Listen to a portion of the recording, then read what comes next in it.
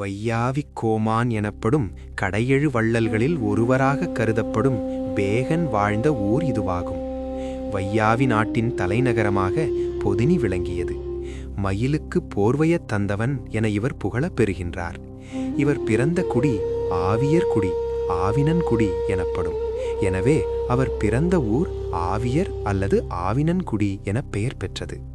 வேள் ஆவிக்கோமான் எனவும் இவர்கள் பெயர் பெற்றனர். வேள் ஆவிக்கோமான் பதுமன் என்பவரும் பொதினியை ஆட்சி செய்தார்.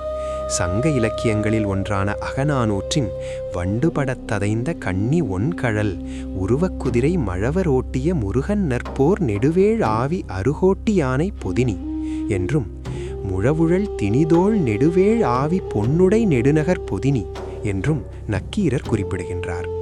முருகன் உரைகின்ற தலமாகவும் இவ்வூர் பெரும் நகரமாகவும் செல்வச் செழிப்புடன் விளங்கி